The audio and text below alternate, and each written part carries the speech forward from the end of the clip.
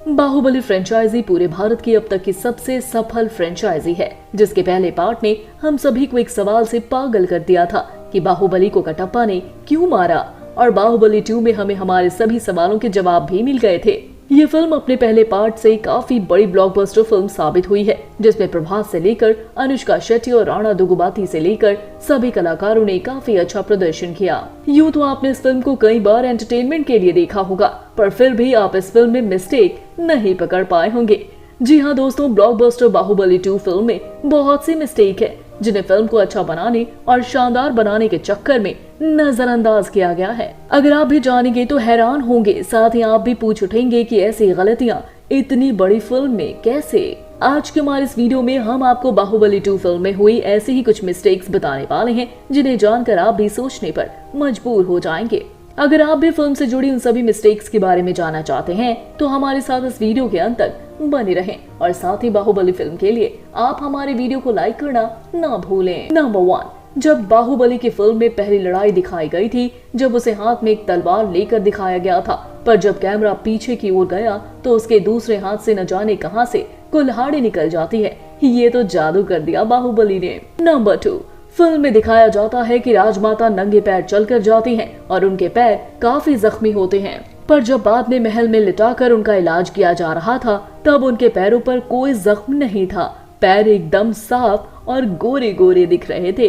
Number 3, film की starting में जब सभी गांव वाले राजमाता का भाषण सुन रहे होते हैं तो पीछे से एक बड़ा हाथी बौखलाया हुआ आता है, जिसे देखकर लोगों को डर कर भागना था, पर वहाँ कुछ लोग हंसते हुए दांत दिखाकर भाग रहे थे। उसी भाग दौड़ में एक बच्चा लहूलुहान हो जाता है, जिसे कटप्पा उठाता है, पर 3 मिनट के बाद वही बच्चा जब बाहुबली रावण को जलाता है तो बिल्कुल ठीक हो जाता है, जैसे उसे चोट लगी ही ना हो। नंबर 4, देवसेना की एंट्री पर वो लोगों से लड़ती दिखाई जाती है। वो अपने सामने वाले 4 लोगों में से एक को तलवार मारती है, पर सारे के सारे हवा में कैसे उड़ जाते हैं।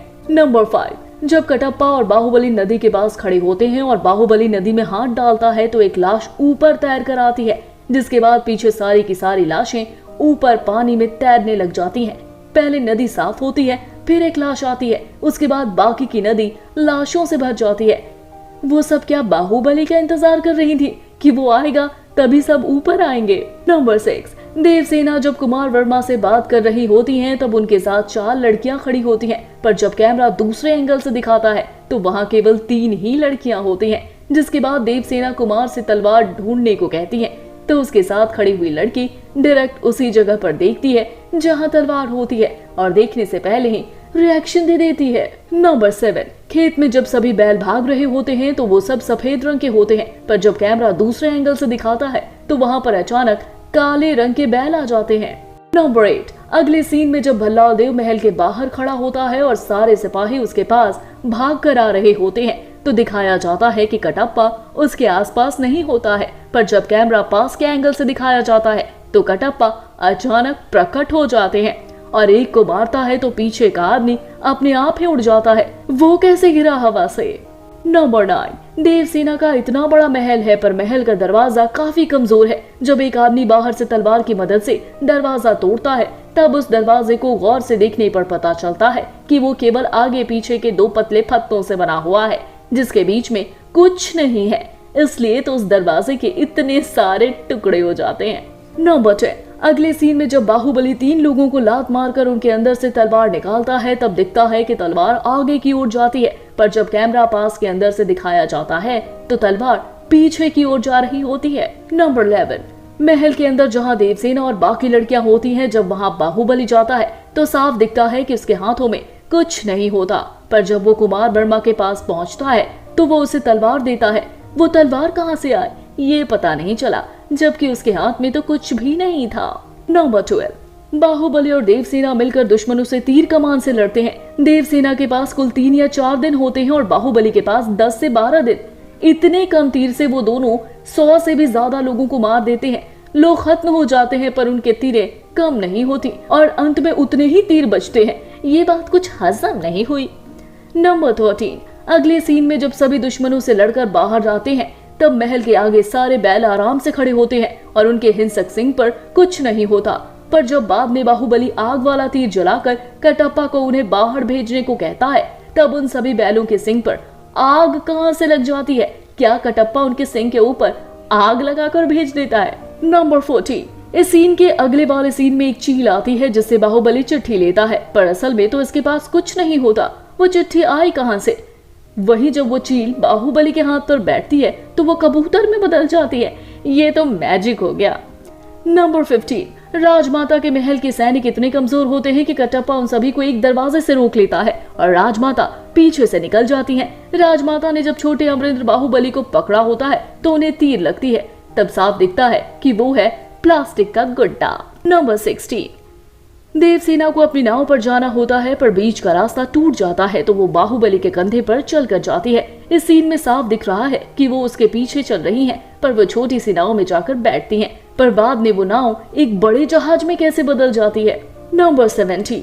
वही दूसरे सीन में देवसेना एक शख्स की तलवार से उंगलियां काट देती है, पर उसकी उंगलियां कट जाती हैं, लेकिन खून नहीं निकलता, जिसके जुर्म में देवसेना को गिरफ्तार कर लिया जाता है। उसके हाथों में हथकड़ियां बांध दी जाती हैं, जिसके बीच में बाहुबली तलवार मारता है, जिससे हाथों में लगी हथकड़ी भी खुलकर नीचे गिर जाती है।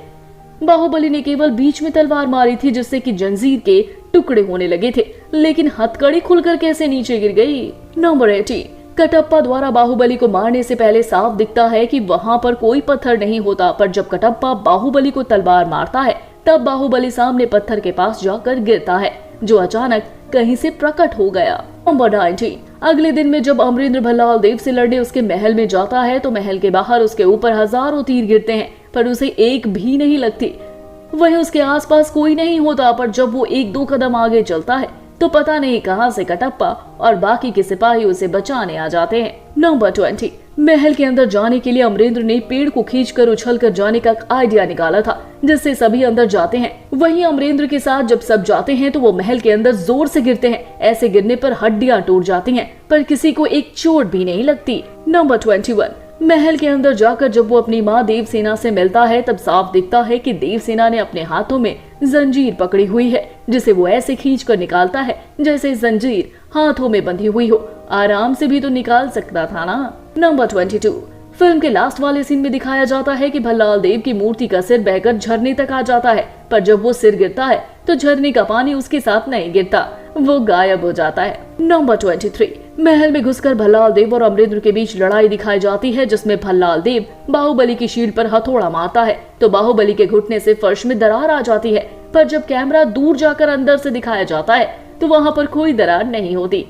इसी में दिखाया जाता है कि ये दोनों पुल के ऊपर लड़ाई कर रहे हैं, पर जब भल्लाल देव अपने गधे से बाहुबली को मारता है और बाहुबली दूर गिर जाता है और कैमरा ऊपर की ओर से दिखाया जाता है तो बैकग्राउंड ही पूरा चेंज हो जाता है, वो पुल गायब हो जाता है। नंबर 24। जब भल्लाल देव अमरेंद्र को उछाल कर फेंकता है और वो उड़ता हुआ उसकी मूर्ति के पास जाता है तब साफ दिख जाता है कि वो अमरेंद्र नहीं होता, कोई और होता है जिसने उसका गेटअप लिया हुआ होता है। तो दोस्तों, फिल्म की कौन सी मिस्टेक ने आपको सबसे ज्यादा चौंका दिया? आप हमें कमेंट बॉक्स में कमेंट करके जरूर बताएं और साथ ही बॉलीवुड से जुड़ी ऐसी मसालेदार खबरों को जानने के लिए आप हमारे चैनल को सब्सक्राइब करना ना भूलें।